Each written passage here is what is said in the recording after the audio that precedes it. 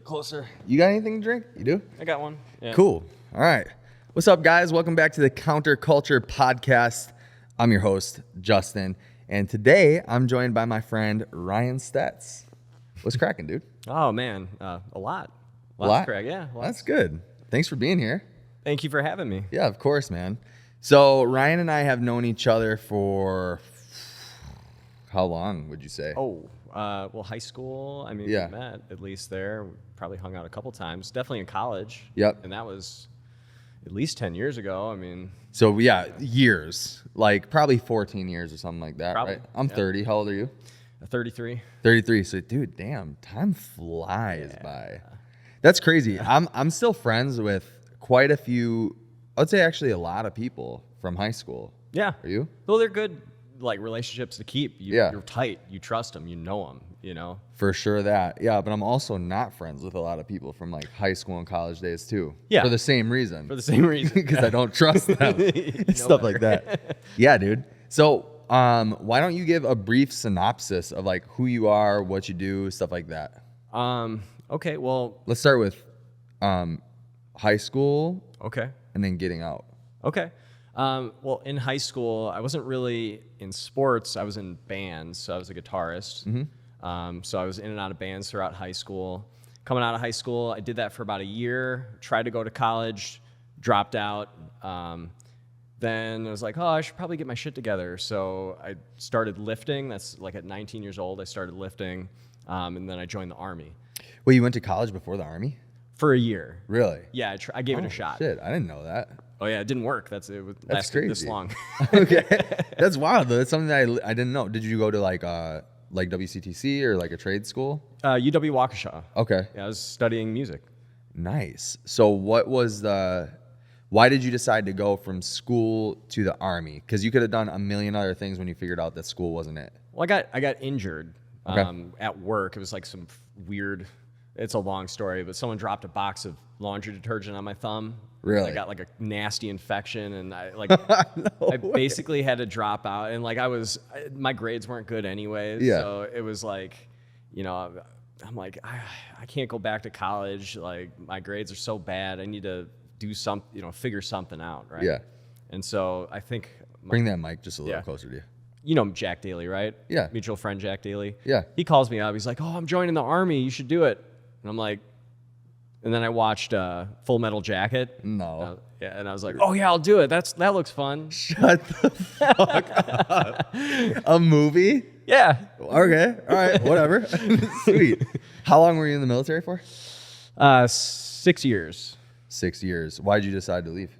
It wasn't a career for me. Like Okay. I learned the lessons I wanted to get out of the experience and everything. Sure. But I knew my knees wouldn't hold up. Like I've got flat feet, which they let me in. They used to not let you in if you For had flat feet? Yeah, right. Really? Well, because you can march and you have armor and all this stuff. And You get plantar fasciitis or something. You're yeah, by like year 5, my knees and my ankles, I'm like, there's no way I'm gonna make it 20 years career, 20, 30 years career in this, and like go through all that.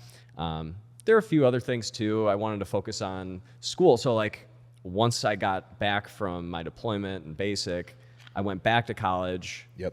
And got my psychology degree. Really good grades and everything. And so, What's crazy about that too is you said that you weren't good at school in the beginning.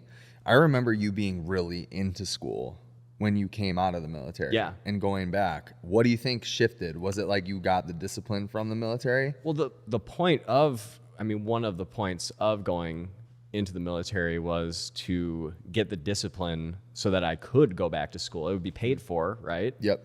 But I wasn't gonna go through basic, through a deployment in Afghanistan, and then get C's.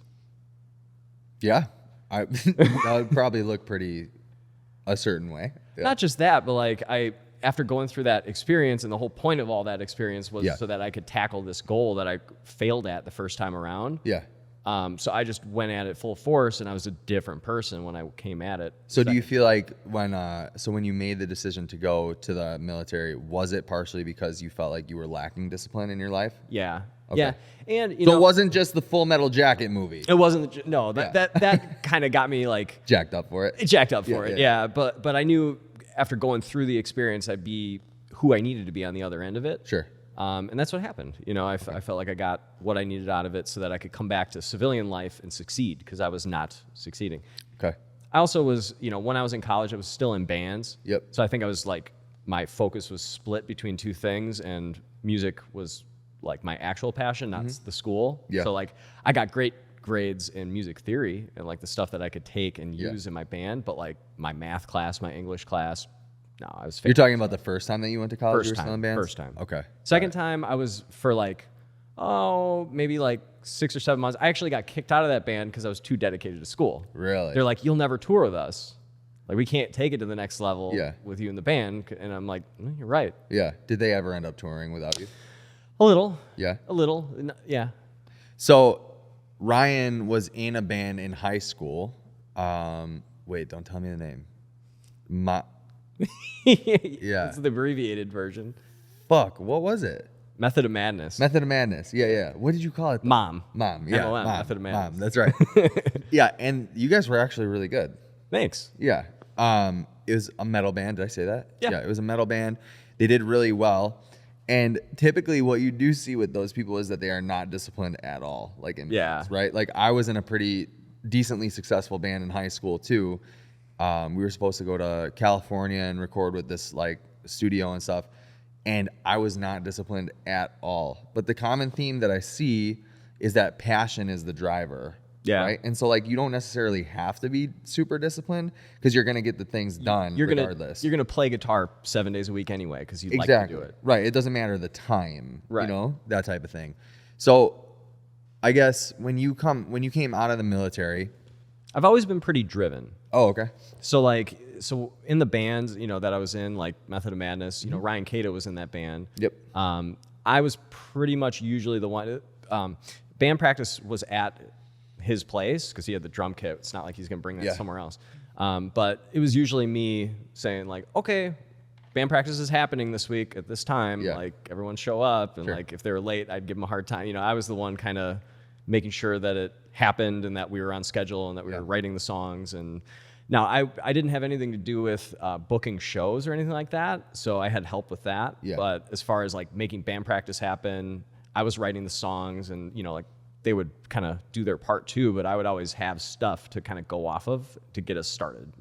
So I think, and we'll probably get into this as we like continue talking, but a common theme that I do see with you throughout, because I know you, is passion, right? And like, I think that because you were so passionate about it, that is the reason why you were the one like scheduling the stuff, right? As the other guys may not have, like it seems cool to be in a band. And that's probably more so what it was for them. And people mistake that as passion. That's why they don't like necessarily succeed in all the endeavors that they do try, right? I've always been kind of like an all-in, obsessed. And that's what I mean. I don't mean to, I'm not trying to say anything bad about anything that they're doing or whatever. Like they probably have better blood pressure readings than me, Probably that. Hey, me too. Fuck. My blood pressure goes through the roof the way I think about things or feel about things. All right. So anyway, you make it out of the military, you go to school, and then what? Make it through school. Then, I try a couple things. I get out of the military mainly at that time so that I could focus on graduate school because I got into graduate school. But the program that I went to, it wasn't really what I thought it would be, and you have to be obsessed to get through a thesis or a dissertation, like 4 to 8 years of advanced research and like essays that are 100 pages long, like you have to be pretty obsessed about it. And I just wasn't that excited about the topic that of the graduate program. There were things that I wanted to do, and then they were like, oh, that doesn't really work for us. Like, we don't believe in those things or this or that. And I'm like, well, then I'm out, What was your... So it was industrial organizational psychology. So in my mind, what I thought it was going to be was, or at least what I wanted to study, I would study personalities and then see how they mesh in a team in a corporate environment. Oh. Something like that. That's interesting. Right. But the personality metrics that they wanted to use, they relied or trusted the Big Five, which is 100% real. It's a really good metric, but I feel like it leaves a lot on the table. Okay. I like the MBTI. that's kind of controversial. The MBTI has its roots in psychoanalytical psychology, which has been like left to rot by the academics these days. Okay. So like that's like Freud, that's like Carl Jung. Yeah. The weirdos. But you know, everyone knows what introvert extrovert is, and without them, that concept wasn't a thing. Do you think they're misunderstood? 100%. Yeah, I do too. 100%. I think they're, to a degree. I don't know if there's really a conspiracy or not, but like they were so on the nose with some things that I feel like academia was like, we gotta like. Yeah. So if you actually like study them without the university telling you what to study with them, they're so much more interesting and tapped in. This is my opinion. You can call me woo-woo, you can call me crazy, but they're tapped into some like really strange shit, dude. Like they talk about the esoteric stuff in their teachings. Yeah, we don't have to get into it, but people watching or listening, just go ahead and do your own research on them. Yeah, on them. Basically, the brief version is we had all these philosopher types in the psychology field that were like focused on the mind and really uncovering mysteries and really finding stuff that makes a lot of sense. And then somewhere in the 60s, they wanted psychology to become a science like everything else, like physics. And so they focused solely on behavior. Skinner and behaviorism became a thing. Yeah. And we can measure behavior, we can't measure the mind and all this stuff. So then all the fun stuff, all the stuff that you study psychology to try to learn about, you don't really get to learn about it in college too much. So. And now what I truly think it is they wanted to turn it into a science because they wanted to tame us somehow. Yeah, could be. Like, and put rules around like behaviors and stuff like that. Not that I don't think that like people should be tame in certain senses or whatever, but I don't know. We could get into the conspiracies about it because I truly think that like, obviously, like, I don't know, the 60s, 70s, stuff like that, sexual revolution, they want to tame men and like keep, like make, not that this is bad, but like give women more power and stuff like that, and then start they wanted to get them in the workplace. Yeah, there's just a whole lot of stuff that we could get into. I think that a lot of it is is good. It was done for good, but then you have the invention of like SSRIs and all these like what would you say? Psychotic medications. Yeah. And, all that. But anyway.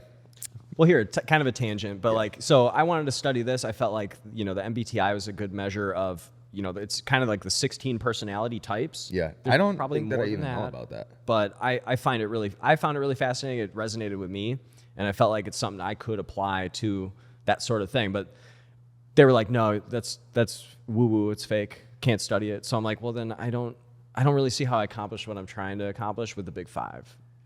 So yeah, but also isn't that the whole point of science, to see if things hold legitimacy? Like, well, this is what I learned, and it's funny that this happened a couple years before COVID, which let's not get this podcast taken down. But what I learned is that you can't get a study funded unless it's built on other studies that already received funding. Dude, okay, go ahead.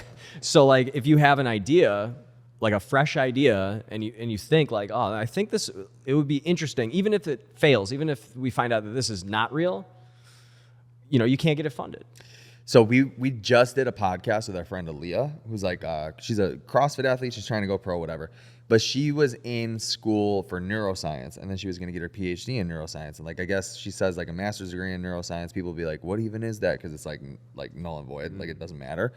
But she was doing research for a year or something, and then when she was like trying to get her master or her PhD, whatever it is, I'm mixing up words, but she basically said the same thing. Like they couldn't do certain studies because they didn't want to fund the studies because somebody has already done that study. So like you couldn't repeat it because it might not be repeatable, and like they already found what they wanted to find out of it. Yeah. So like you can't get it funded, So I kind of got burnt from, it's funny because I was so devoted to academia. I got such good grades. I got into graduate school, and then I'm like, some of this is kind of bogus. Yeah. And then part of me too is like, I think I can, if you throw me in the ocean, I'm going to float at this point. So I'm just going to leave and find my way. I don't need this degree to be successful and be happy and all that stuff.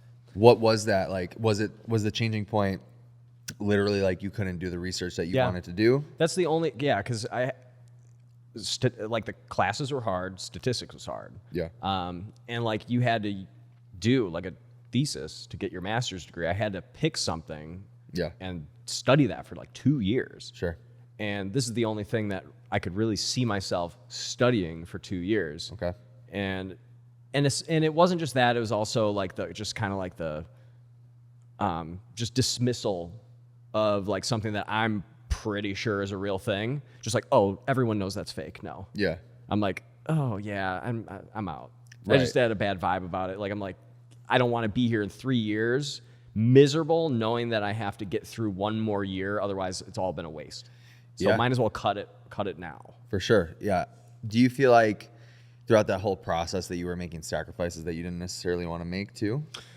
For sure. Yeah. I mean, I went to Omaha for the program, so I was away from home, and I've been deployed before, but I was probably more homesick during that time than my deployment, because at least the deployment I was like busy. Yeah. I was working 12-hour shifts every day, and it was like I couldn't really think about missing home. I had to, You had to like protect the country. Yeah, it was a little bit more. Yeah, there's a little more weight to it as opposed to just like studying and being like, fuck. Let's circle back a little bit and talk about your deployment. What was that like?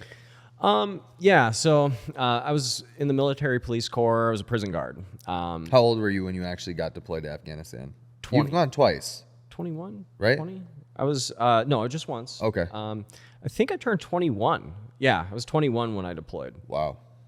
So yeah, I was actually in training. I was in Texas on my 21st birthday, because when you're in the reserves, you spend like a month or two training before you deploy, because you're part-time. Yeah.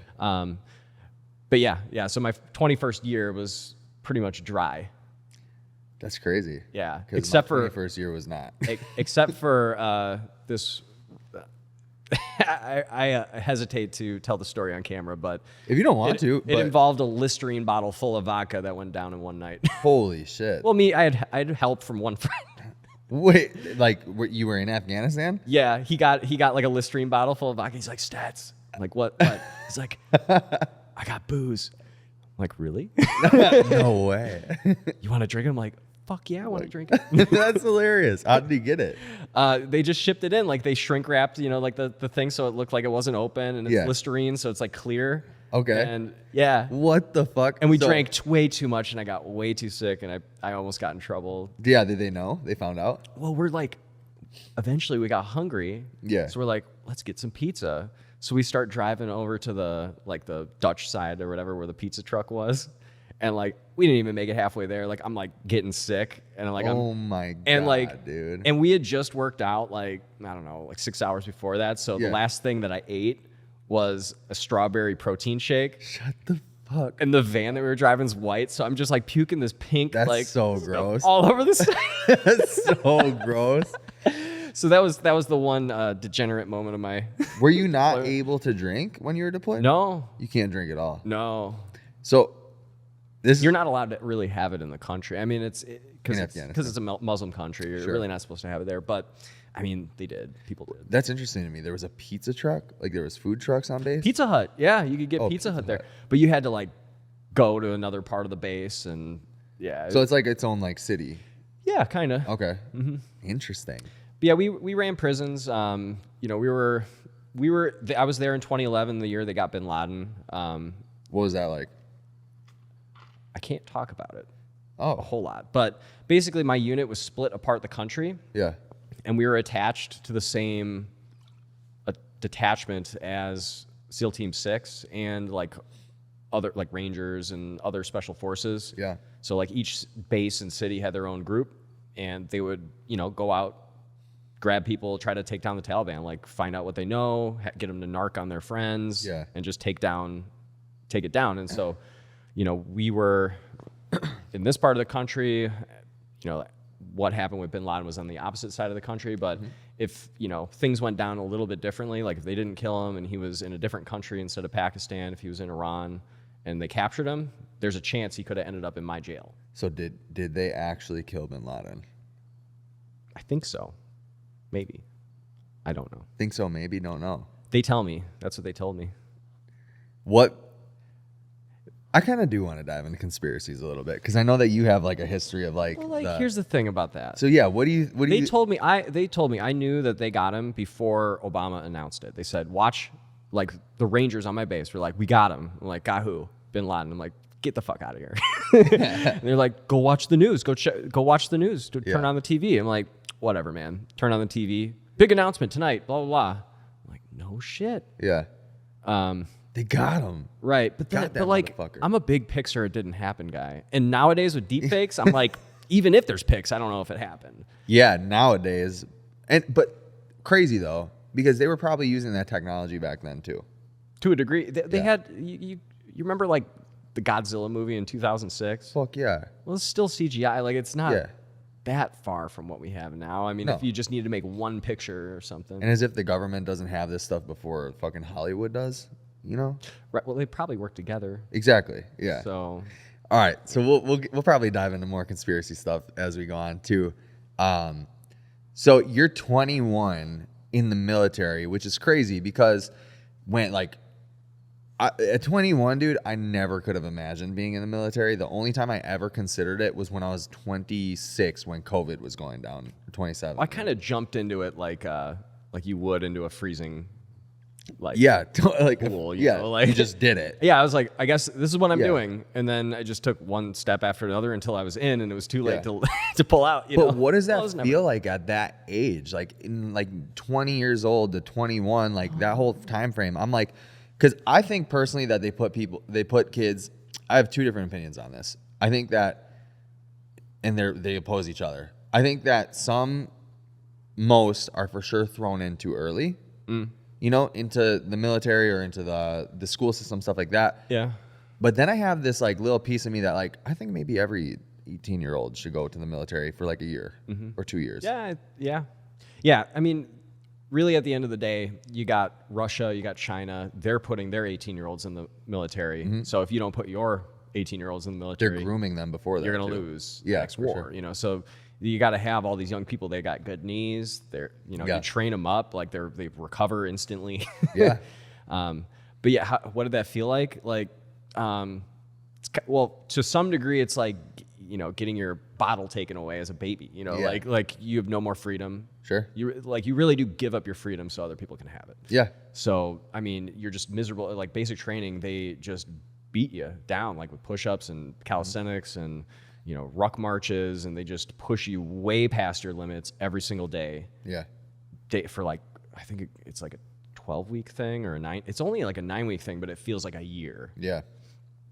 So yeah, I mean, it was tough, but like probably the moment where I was like, okay, now I'm all in. Because you could always quit, you could always be like, oh, I made a mistake. Yeah. Let me go home. Give me a discharge or whatever. Sure. There were people that quit. I was sick as a dog. Like everybody was sick because you're just sleeping, bunks in tiny rooms. And like everyone's like working out super hard and like, your stress is super high. Your immune system's super low. I had pink eye in both my eyes.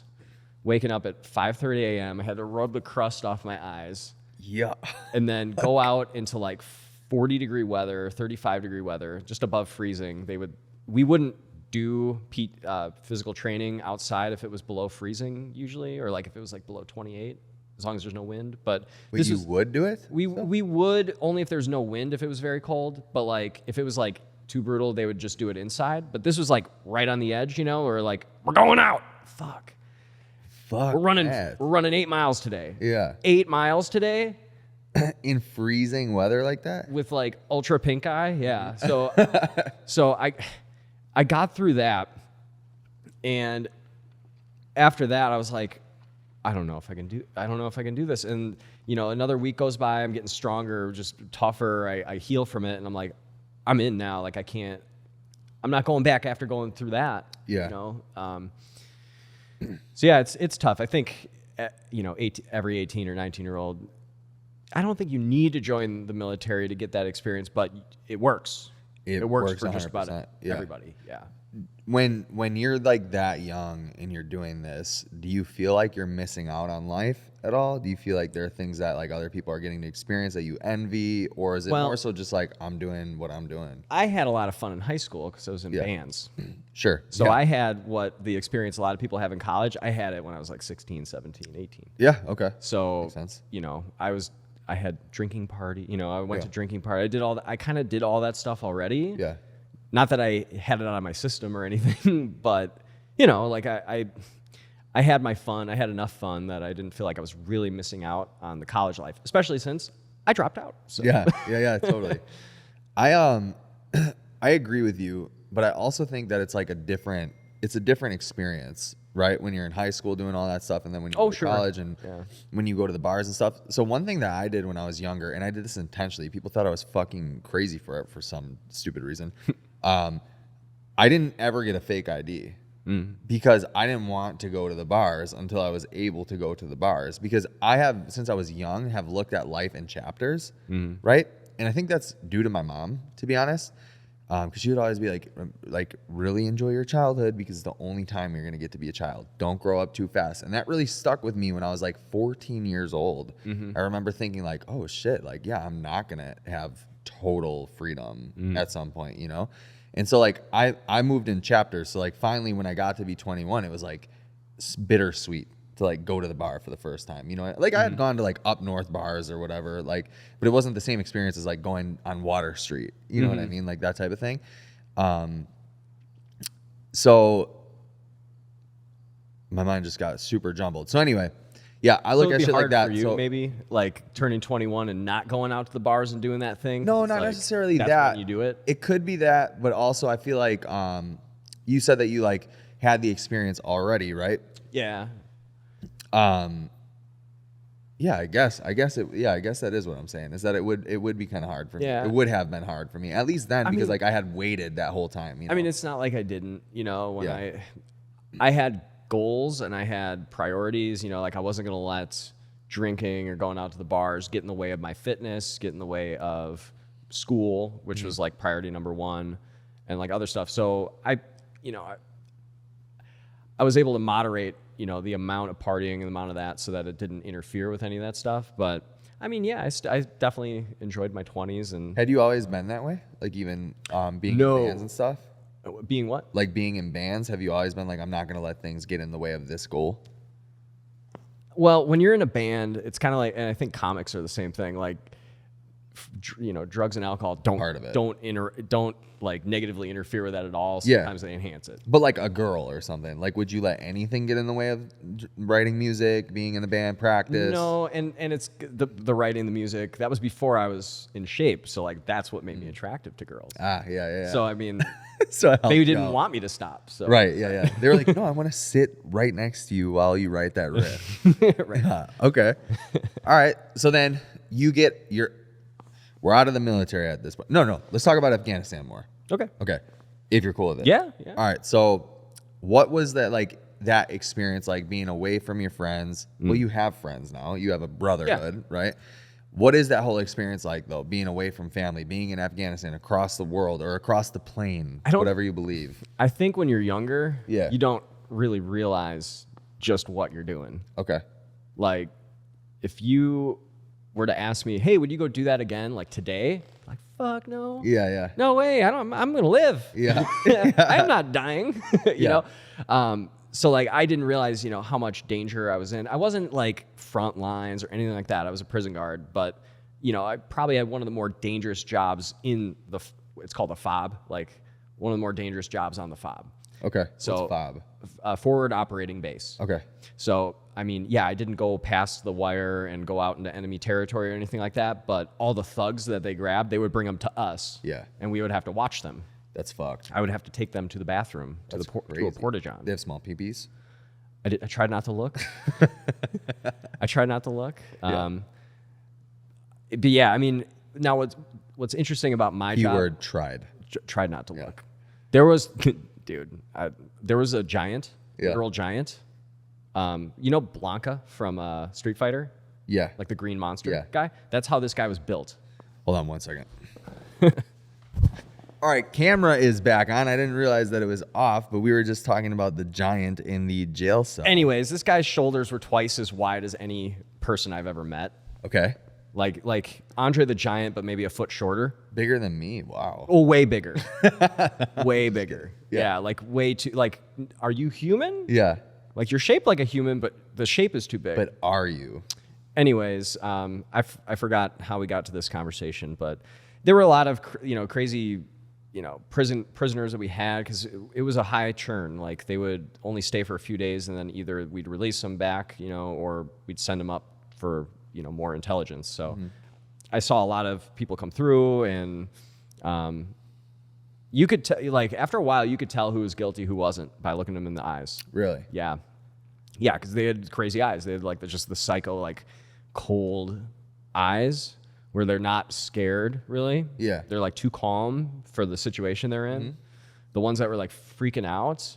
Now, some of the ones that were freaking out were also guilty. It was an act.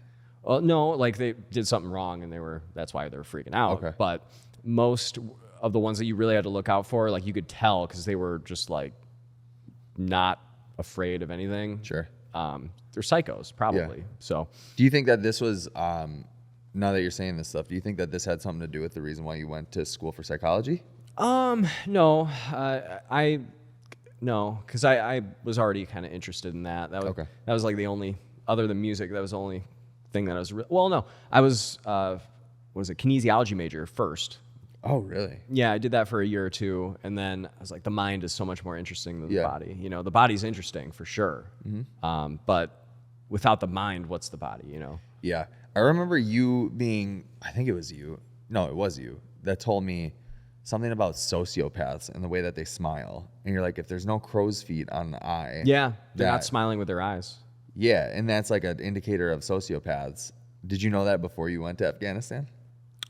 I don't think I did. I don't think I did, but I could see, you could just tell. You can just tell when you're looking at someone and they're looking at you like a serial killer would look at you. Am I a sociopath?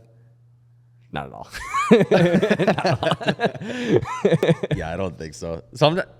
I think that those terms are thrown around so much. Narcissist is the one that's thrown around way too much. Oh my God, dude, please don't get me started on that. I've had that conversation with so many people the past 2 years about narcissist. It's so much less common than you think it is. Or is that how you would say it? Less common? It's not as common as you would think that it is. And people throw that term around so much that there is zero weight to it. Yeah. There's zero weight to it. People are like, that dude's a narcissist or whatever. I'm like, no, he's fucking not. No, he's not. It's not fair. Yeah. It's really what you're saying when you... Exactly, yeah. It's not fair. Yeah. It's not my fault. Now who's the narcissist? Yeah. But actually, though, right?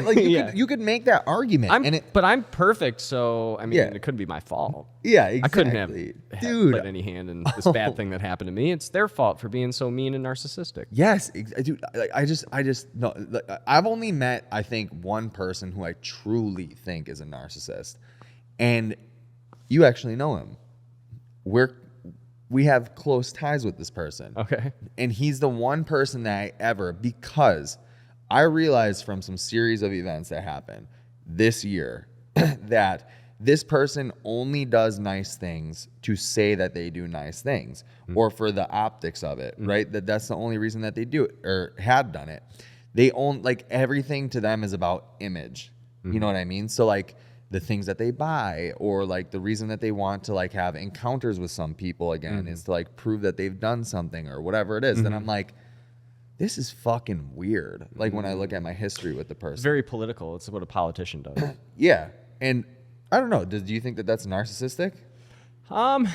It could be. Yeah. And they'll throw people under the bus. That might be more actually sociopathic. Yeah. Okay. So there's a big overlap, comorbidity or whatever between those things. Okay. And then the last thing is that I believe in loyalty, right? I'm a loyal person. So if one of my dude, I still have, what is it called? When you hold on to grudges against people from high school because they did my friends wrong. I still won't fuck with those people because of that, right? I'm big on loyalty. But this person that I'm talking about their best friend will have drama with somebody. And he will be having side conversations with that person and consoling with that person about the drama that's with his best friend. Yeah. And I'm like, you're playing two sides there. That's fucking weird, bro. Yeah.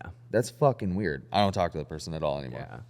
I mean, I've been in situations where it's like two friends of mine are upset with each other and they both come to me and I'm trying not to pick a side or anything, but You can't. But they're like, what do you think? Blah, blah, blah. It's like, well, yeah, that's wrong, but like Yeah. you could do that. You know, there's a way to play that, but There is. Yeah, totally. But if the other person isn't really like a good friend of yours, like you have limited. and the only like, reason you're talking to them is because of what's going on. Yeah, and you maybe. have limited like actual interaction with them in the first place, and the only reason that they come to you is because of the drama with your fucking best friend.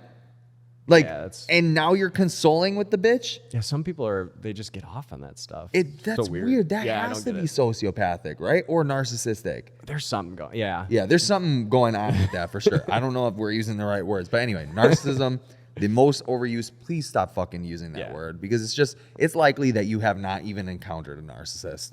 Yeah. In all yeah. Yeah. So anyway, So anyway, you didn't know that, but then getting out, I feel like that didn't bleed into your decision making at all with college, huh? You don't think, at least? It might have. Okay. It might have. I've always liked that stuff though. Like I've liked, movies. I like psychological thrillers. Yeah. Music. Like I think that music and psychology is really closely tied. Yeah, 100%. So, yeah, I don't know. I'll tell you this. I did get the opportunity when I was joining the Army to be intelligence and to Nice. do like interrogation, like human intelligence. Yep. And I passed it up because I was like, well, I'm joining the Army to, do something badass. Like, I'm not trying to get shot at exactly. Yeah. But like prison guard, that seems like somewhere in the middle. Yeah. Yeah. And then I end up working with, human intelligence people. I'm like, damn, that looks fun. Like I should have did that kind of.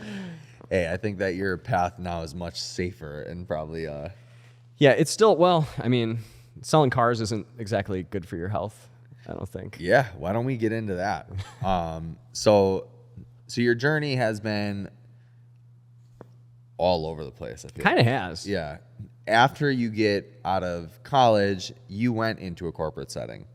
I did. Yeah, I did. It was something that I was qualified for. I felt like, I should probably be good at this. Yep. And, I don't, to this day, I don't know if I was really as bad as my boss made it seem like I was. Sure. Because I think that we had personality differences and things like that. But yeah, it didn't work out. And by the way, I've watched other people walk down the path that I did where you should quit. Like this is not like, it's like oil meet water. It's not working. And you're just holding on, becoming more and more miserable.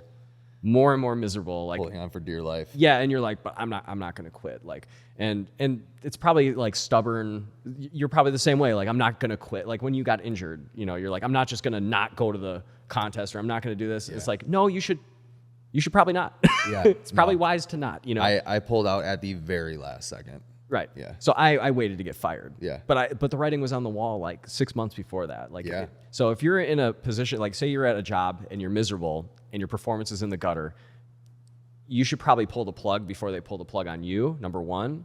But also, you're becoming someone as you're being miserable. Mm-hmm. You're slowly building crappy habits. You're probably like, now you're eating ice cream too much. Now you're smoking more cigarettes than you should. Now you're drinking. And all of a sudden, while you're trying to be this tough guy, trying not to quit, and trying to be better at something that, like the writing's on the wall, mm-hmm. Now you're digging yourself a hole. So like I dug myself a hole after that. Sure. Where I was not in a good emotional space. Yeah. Because it was the first time I'd really failed at something in like 10 years. Wow. Yeah. So yeah, that's something I like to say a lot is live with purpose, live in purpose, move with intention. Mm-hmm. And that's because I truly believe that, like, especially for men, that if you're not living within your like life path or the purpose of your life, that you do shake the room up when you're not following it, because like suddenly, like you said, you start eating more ice cream, you're getting in a bad mood, you're unpleasant to be around, all these things, and it happens slowly, and you just think that this is who you are. Mm-hmm. Like, oh, I'm just a cranky dude. I'm just grumpy all the time. Like, This is just who I am. It's like, no, motherfucker, it's probably not. Because if you listen to your heart, if you listen to like your higher self or whatever, and you did the things that like you had a calling to, or at least things that were in line with what your calling is, you're likely not a grumpy person. You're probably actually a really, really pleasant person to be around. You always hear the people, and it's not always with blue collar people, but a lot of blue collar people are like really fucking grumpy and not pleasant to be around, you know, and they're always complaining about money and this and that. But a lot of people who like are following their path, and even if they're not making a lot of money, they're not really complaining about money, right? You know, because they're happy. And at the end of the day, I think that that's what most people need to strive with. And so you saw that in your own life? Yeah. Well, after that, I had a part-time job. I've always been kind of a hard worker. So like during that time, I also had a remote part-time job. It didn't really pay the bills, but I had enough saved up from, you know, just the years of, you know, I was 30, I think at that point, or 28, you know. So I had enough money saved where money coming in from here, my savings, I could kind of like float as I figured out what I wanted to do. Yeah. You had a remote job before COVID? And I lost it because of COVID. He's ahead of the Isn't that funny? ahead of the fucking times, dude. So like after that, I started getting into dubstep and like making dubstep because I've been to a concert and it was around when I was in high school, but I was more fascinated by the guitar. Finally went to a dubstep show and I was just like, what is this wizardry? Like, how are they making these sounds? And like, as someone who is good at music, who knows a lot about music theory and how to play guitars, and I've never been just dumbstruck or like fooled. And it felt like, I don't like this. Like I gotta figure this out because, you know, like what is going on, right? So I had to figure out how to make the sounds, and I really pursued that. I learned a lot doing that, and that's, you know, there's got to be a balance. You got to follow your passion. You got to follow your heart and, you know, what you want to do. And you can't, you know, force certain things, but you also have to not live in fantasy world either. Okay. So where do you think that line is drawn? It's hard. It's super hard. I think, you know, almost everything I've done where it worked pretty quick. Like if you go all in and you do it for about 6 months, like give it 6 months. Yeah. It's either working or it's not working, or it's mostly working, but maybe there's a couple things, and you give yourself another 6 months. But this was like one of those things where, okay, this is working. I'm learning how to do it. I can make the music. You know, I got a long way to go to be great at it, but you know, I can make a dubstep song, and I play it for people that don't make dubstep, and they go, "This sounds good." You know? I feel like bringing it back to all in. You got to go all in. Yeah. Describe to you what that is. It's your full-time job. Okay. It's what you're doing most days, most of the time. Yeah. And so you think that you have to go all in to like realize the potential for 6 months, you know? Because my struggle is when I like talk to people is like, you can't dabble. Yeah, but I don't think that anybody knows how to go all in. You know, and most people are scared to go all in to realize their potential. I think most people have gone all in on something at some point. You think so? Yeah, even if it's like drinking. Oh, fuck yeah, for sure. You just take that and you point it at something else. But okay, there's this book. What's it called? I think it says The Power. I think it's The Power of One More. I think that's what it's called. And the whole thesis of the book is like, and I haven't read it either. I just know the idea because it's something that I believe in, right? The whole thesis is that you're closer to your dreams than you would think, and that you're only a couple steps away. Yeah. And I 1000% agree with that. But the thing is that I don't think anybody actually does it, because everyone's like, well, except for the people who do it. It's hard to know. Like, you don't, it's kind of like there's a picture that comes to mind, like where that guy's like mining, and then he gives up, and it's like the gold is right there. And it's like, you really never know. You know, eventually sometimes you hit gold and you're like, all right, it worked. Yeah. But then you keep mining and mining and mining and mining, and you're like, man, is there more gold in this mine? With that, I think the caveat is how many people think they are all in when they're not. I've talked to so many motherfuckers, dude, that are like, I'm giving it everything I got. I'm doing this, I'm doing that. I'm like, no, you're not. Like, you're still smoking weed. What would happen if you just didn't smoke weed? Right. You know, or you're Netflixing at night. Mm-hmm. What would happen if you didn't Netflix at night? You still fucking play 30 minutes of video games a day. Right. What happens if you don't do that? Mm-hmm. So like, my thing is like, and I think that I just have this like delusional optimism and I have this like unwavering belief in everybody that I think that if not everybody should do it, because then a bunch of the jobs like plumbing and all that stuff probably wouldn't happen. But I genuinely think that everybody has the ability to accomplish any goal that they want as long as they really do go all in and they really do try. But where I see the fault in that is that no one really tries. And that's why you see only like not even 1% of the population is like professional musicians or actors or podcasters or whatever. Because like for me, I'm not even going all in with the podcast thing. I'm going in as much as I can. Right. You know what I mean? Like I'm neck deep right now. I'm not all in though. So with music for me, what I found, because I went back, I did it, I stopped doing it, went back to it because it's my passion. What I found is, as much as I love music, Yeah. I am not a touring artist. I could never do it. Perfect. So then that's not you living in a fantasy world. That's you being realistic. Well, it took me a while to figure that out. I thought like, oh, that's what I want. This is what I want. Why can't I get any shows? Why am I not getting any shows? And then I finally realized like, because you don't really want them. You're not really going out and trying to be like, can I play a show? Can I play a show? Because you really just like making music in your basement. Yeah. So okay. So there you go. But the path there could be just pursuing a recording artist career. Right. You know what I mean? So like, yeah, it might, but that's not you being in a fantasy world. That's you like trying to figure out what would the path look like if you were to do the thing. Right. So I've invested so much into my like music career, if you can call it that, because I don't really have a career right now, but like just being a musician, that like I'll never quit, because when you know, like they say, keep going. Like I just, every once in a while I pick up my guitar, I just keep progressing a little bit. Who knows, maybe COVID will happen again, I lose my job, and now I got a whole year to devote to this. So I'm still a little warm, I'm fresh, I can. And maybe TikTok, one day you just decide, I'm going to post a riff on TikTok, and then every artist is sampling it, and you just make like $10,000, and you're like, holy shit. You never know. Exactly. I was trying to explain that to somebody yesterday, dude. He was giving me every excuse. Jai, you motherfucker, this is you. He's giving me every excuse why he can't release his music yet. He's like, December 4th is when I'm going to release my music, because he needs a music. You need a music video. It's never perfect. Dude, he's telling me that he doesn't want to do TikTok because that's not how people consume music or whatever. Are you fucking serious? It's got TikTok a music is the main, but TikTok, icon. It's literally what the brand. It's the logo. TikTok is the main way people are finding artists now. It is the way people are getting discovered. Yep. You know, it's just like, but the other thing that I think is that everybody's waiting for the perfect timing, the perfect situation, the perfect, like everything, the stars need to be aligned. It's like, no, you need to do the steps there until the stars are aligned. Yeah. That way it's there when they align. Exactly. Yeah. And you have the catalog, or you have like this podcast, I'm racking up episodes, and like some of them are getting really good views and listens and stuff like that. So when the day when my stars are aligned, I have a catalog where people can go back and look at it and be like, oh, he's been doing this for a little while. You know what I mean?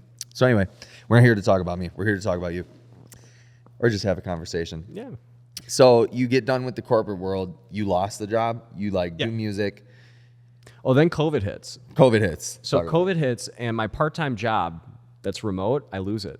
Yeah. How did that happen? Why did that happen? Well, because my job was calling different states, like different cities, different nonprofits in those cities. Hey, we have a conference coming to your city. Just letting you know. Like I wasn't selling them to try to go, but just informing them. And if you want more information, let me know. I can send you more emails. Blah blah blah. Well, the conferences went away, so there's no conference to call people about. Fuck. And so then I was like completely unemployed all during, I think 2020? Yeah. So during 2020, I'd just watched as the world turned upside down and lit itself on fire. Yeah. But then Ryan has a really cool story during the COVID time, because you get really into politics at this point. You get really invested. Now we can get into some conspiracy stuff. All right. What's your... Well, just tell me the story. So like, I remember, I tell people sometimes, I feel like I'm responsible a little bit for red pilling you. Me? Okay. Yeah. Because we had... Fuck, dude. I forget, because I had remembered that like you were one of my only friends that was into the conspiracies, because you were into like the reptilian stuff. What's that dude's name? David Icke. David Icke. Yeah, you were into the David Icke stuff, and I was like, okay, I gotta send Ryan this shit about Q. Oh, yeah. I don't want to fully say it because I don't want to get banned. Actually, fuck it. I'll put this on Rumble and Kick too. I have different opinions about that now. Perfect. Let's talk about very different opinions. But I remember talking to, or like I think I introduced you to QAnon And the reason why I introduced you to it was because my friend Stiza introduced me to it. Mm-hmm. And I have very different opinions on it now too. Back then, I think that like things were so crazy. Oh God, yeah, you couldn't. It was like fog of war. Yeah, and it was either you were on board with QAnon or you just weren't at all. Yeah, you know what I mean. There was no in between at that point.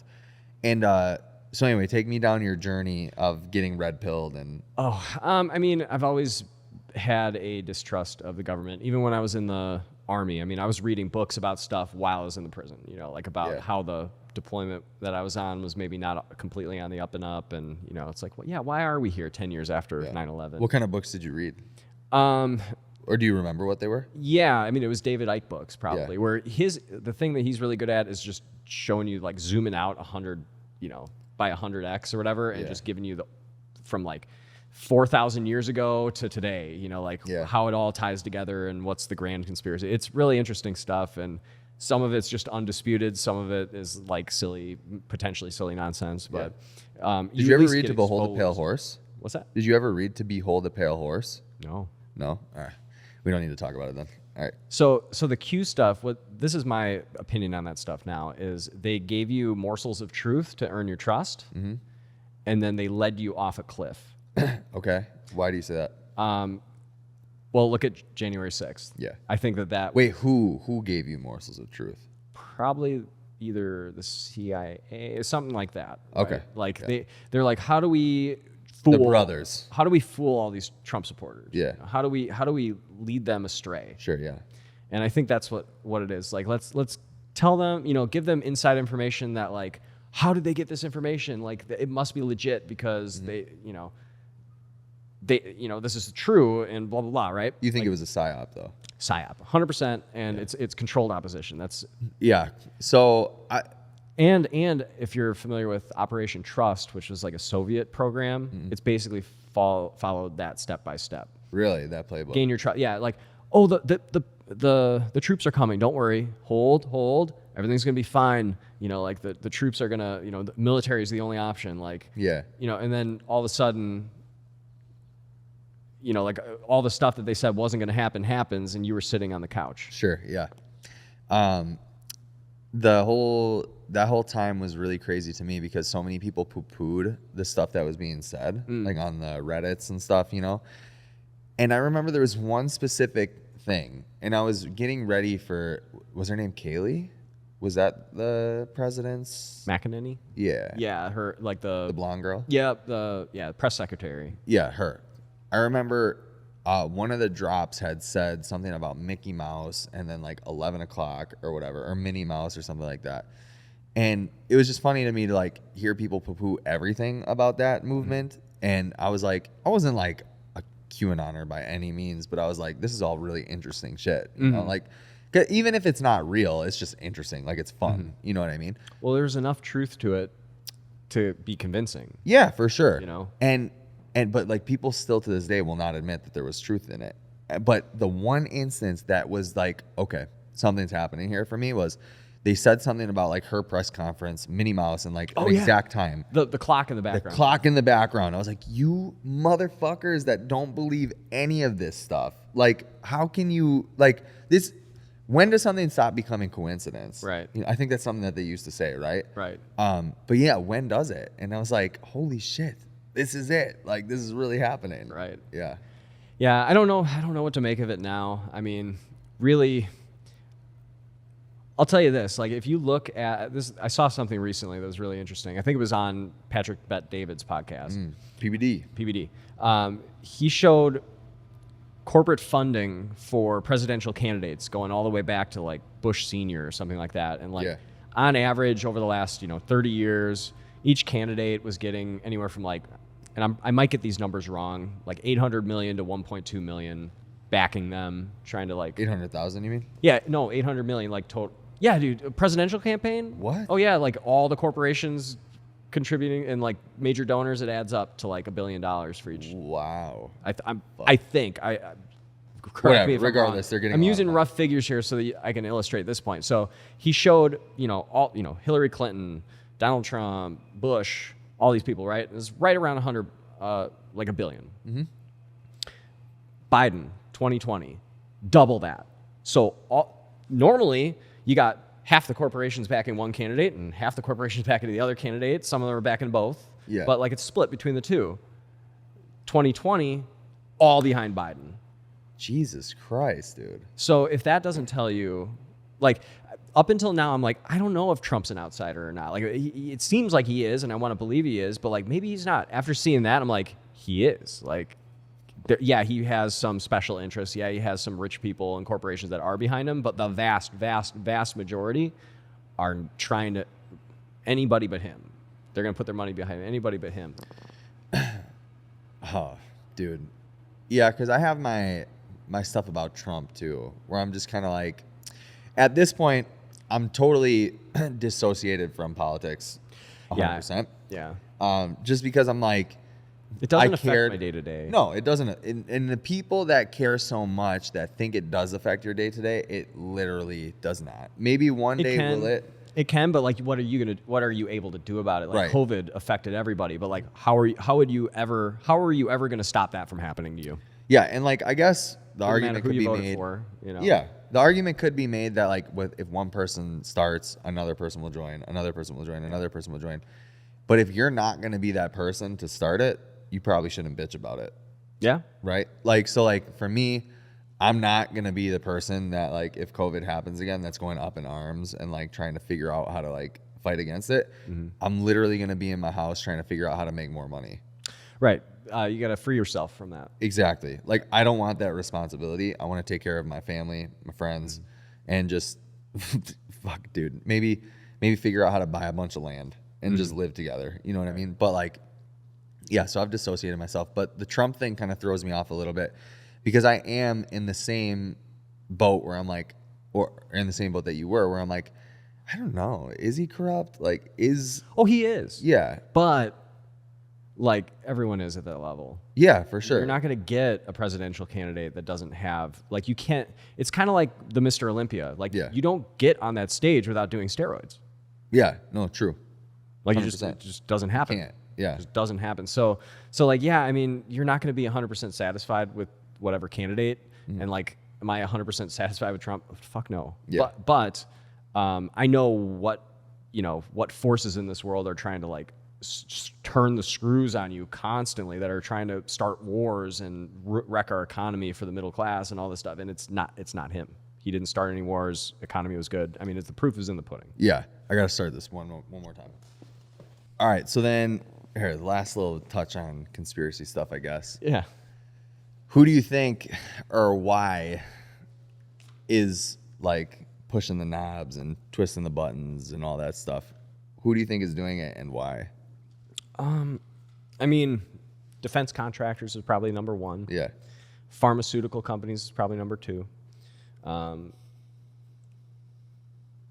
Hollywood and the music industry probably fits into that equation, and the mass media. At least they're helping. They're kind of the mouthpieces of these bigger corporations. But yeah, I mean, I would say like those two things are probably. I mean, if you look at Mexico, what is the biggest force in Mexico? The cartel. Yeah. And what do? They're military and pharmaceuticals. Yeah.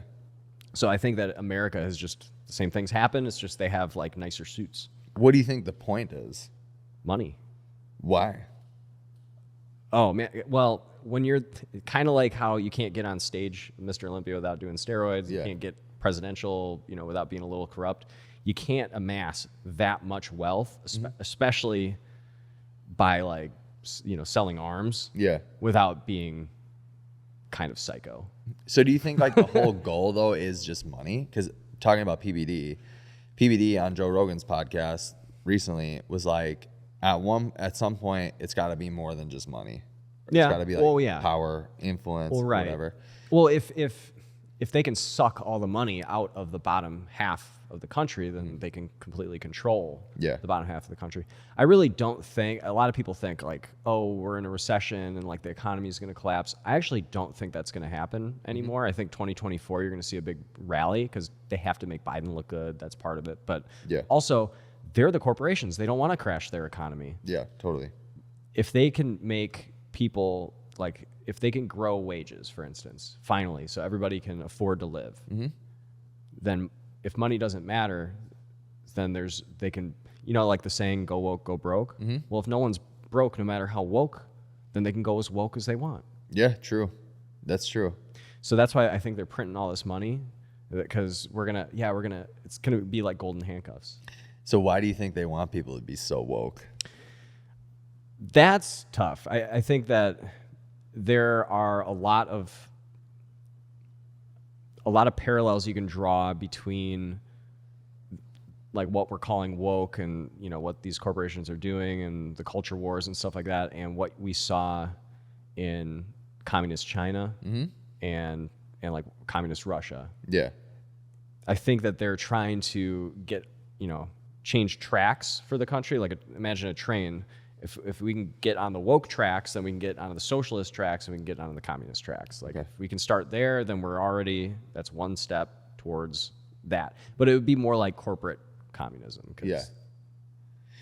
I think for me, I like to take it to a completely woo-woo place.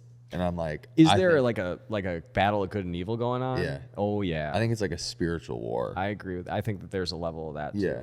And I think that the powers that be have realized that they can like manifest things through the rest of us, and like that's what the power struggle is that they want their families to be in power for the rest of eternity or whatever it is. And so they use us to like get there, Yeah. Oh yeah. Yeah. I 100% see what you're saying. Yeah. All right. So cool. You are now in car sales. I like the segue. Yes, my political opinions. Now let's go into my come buy a car for me. So the music thing, like I guess it didn't work out, or really I just kind of ran out of money because you can only do that for so long without making money. So I kind of was like, okay, well, what am I gonna do? I've got a psychology degree. I'm a veteran. What is it? What would that even qualify for me for? And then, my dad was in sales. My stepmom was in sales. My stepdad was in sales. So 3 of the 4 parents, that I had growing up were in sales. That's who raised me. So I'm like, I'd probably be good at that. Yeah. I'd probably be good at that, maybe. I never thought about it because I'm more introverted than extroverted. I'm definitely more low key. I recharge, my social battery only has so much. Yeah. But I mean, essentially I just got over that. Like if you can get over that, it's uncomfortable, but that was the only barrier. Once I could just shake a lot of hands and not, get burnt out from that. Yeah. If you're an introvert thinking about going into sales, like do it because you're a good listener. If you're extroverted, you have the gift of gab. Like you can talk your way out of situations. Like they ask you questions you don't know the answer, but like you can kind of work your way around it. Like blah blah blah. But like introverts are really good at sales too. Everybody's a different style, but yeah, if you can listen and let someone talk, it's kind of like therapy. Like part of therapy is to help you figure out what's holding you back. Just ask you questions and let you discover what's going on with yourself. Yeah. When you're selling a car, it's kind of the same thing. Like they come in like, yeah, I'm thinking about this car, maybe this car or that car. And I just know what questions to ask to bring you to, well, are you looking for bigger or smaller? Yeah. How many seatbelts do you need? You got kids? Right. And like all of a sudden they're like, yeah, I guess I do need a bigger car with better crash rating or something like that. It's like, okay, cool. Let's go look at them now. Yeah. You find out what matters. Right. Yeah. Yep. So I feel like in my career, my main career, I have that, like you say, it's kind of like therapy, right? And like drawing that parallel into like my career, same exact thing. Like I just sit and listen to people like all day. I'm like, what? So like, aside where from are we like, starting from? I can tell you what I think works, but like, what's going to work for you? What are you already doing? Yeah. What do you need? Right. From where you're at right now, and let's take a step from there. Yeah, let's take a step from there. Like, what are your actual goals? Okay, how accountable are you by yourself? Like all those things, and you just listen, and then you find the solution to their problem, and then that's how you make the sale, right? Yeah. Yeah. All right. So how's that been going? Good. I feel I don't like talking about like my success about it, but I've been doing it 2.5 years. You have to, dude. Pop your shit. I know. Last 2 years, between how many cars I sold and customer satisfaction, I'm like top 10 or 15 in the state at any given time. For like a short period of time when I first started, I was number 1 in my region. So that's sick. Yeah, I mean, and I'm like the furthest thing from what you would expect a car salesman to be like.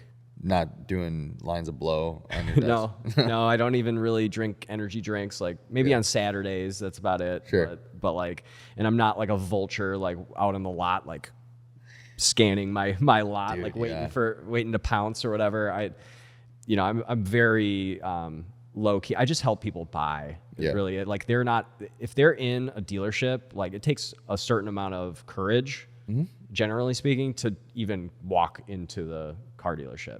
Because you're going to have to deal with a car salesman who's going to try to sell you or whatever. So I try not to be like that. I just try to, basically my philosophy is if they're in there, they want to buy a car. It might not be today, but eventually they're going to buy a car. That's why they're there. I just want them to buy from me. Yeah. And the way to do that is to really help them figure out which car they want to buy. Because they might be, I might get a car in like 6 months. And then I ask them about, well, what are you looking for?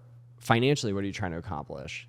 And then all of a sudden I find a car that fits all their needs. And they're like, why would I wait 6 months? And, it doesn't always work like that where they're buying a car right then. But I mean, that's just my kind of thing. Like if it takes a long time to sell the car to a person, no problem. Like I just want to help them find the right car and then at the right time that they want to buy it. Do you think that that's part of why you're so successful is because like you genuinely have their best interest in mind? 100%. Because everybody has like a negative connotation on car sales. Oh yeah. Yeah. Yep. By the way, and I got to defend my trade a little bit. Try dealing with car buyers every day. They're probably worse. They're crazy, man. Yeah. There's something that happens in the mind of a person when they're ready to buy a car. They start getting like, they like oscillate between like excitement and impulsiveness and like being over analytical and like skittish. They know more than the salesman. Yeah, well, it's not me, but but like, I mean, they're just like I'll give you an example, like a WRX buyer. A typical WRX buyer is someone who's very excited to get a sports car. They're usually someone our age, maybe a little younger. They can finally afford a car that's like cool, and like they want it now. They want it right now. They can't wait. Like they get the idea in their head and they need it right now. Sure, yeah. So like, you might come in and be like, hey, listen, vehicle shortage. Like you want blue, you got to order it. Yeah. Okay, all right, we'll order it. Okay, it'll be here in 3 months. See you then. And then like 2.5 months hit. I found a blue one on the lot at some dealership. Like it came in. I bought that one. It's like, all that work that we did together. It's just like you couldn't wait 2 weeks to get the one you custom ordered. Right. So that's why, things like that'll happen. And that's why car salesmen turn into what they turn into. Oh my God. Yeah. I would not want to be dealing with that every single day. There's no way. What I find really interesting about your car sales career is I used to work at that car dealership, by the way, but I was a detailer. But what I find interesting is the way you were telling me that you were going about getting leads in the first place when you like first started blew my mind that people weren't doing that. You told me that you would go, and I don't know, tell me if this is going to get you in trouble and I'll cut it out. But you were going in the computer and seeing people's maintenance history or something. And then you were getting leads from that. And you're like, nobody else is doing this. And I don't know why they're not doing that. And so to me, that like just showed that you might not be working for yourself, but like you're a go-getter. Yeah. And which is like, you don't see that kind of work ethic in people who are employed by, at least not often. It's seldom that you see that people have that kind of work ethic and they're going to figure out the problem on their own. You know what I mean? There's many different kinds of salesmen. Most are fishers. I'm a hunter. Yeah. So like most people are just sitting around waiting for a phone call or someone to walk in, or like they get their internet leads and like that's they live off that. And if you do a good job with that opportunity, you can make a good life for yourself in car sales. You don't really need to do more than that to be successful at the job. Yeah. But you're leaving a lot on the table if you don't follow up with your previous customers. Hey, who's the person that's most jealous of your car? Like who's going to be the next one to buy a car? How can I help them? Sure. You're really like trying to find business for yourself, not just relying on the dealership to do it for you. Right. The other thing that is super, super interesting, I swear to God, my girlfriend, when this happened, I talked to her right away, and I'm like, Ryan's gonna crush it because of this reason.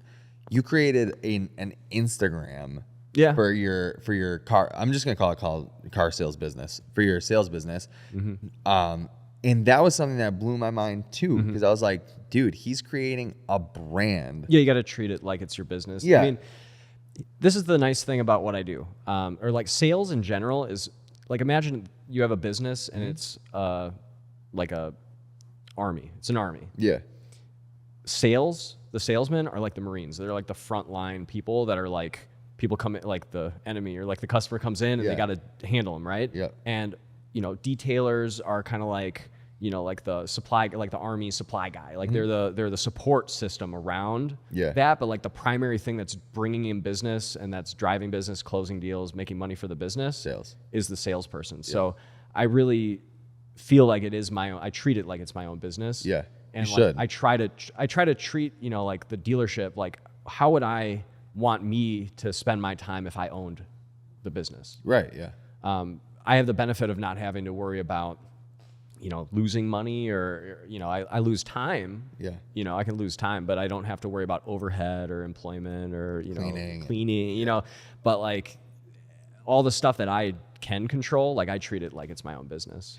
Yeah, 100%. And so like the literal words that I used when I was talking to Heather about it was, I was like, he's creating a brand around him selling cars at Subaru, Wild Subaru in Waukesha. Go buy a car from him. Yeah. But then it was like a couple weeks after you came in here. I think you came in here last week. Yeah. Is that it? And you used the same words. You like, I branded myself. And I was like, I know, I saw that. And you were like, no. And then you showed me that you made. Yeah. What is it? Oh, the key? Yeah. Yeah.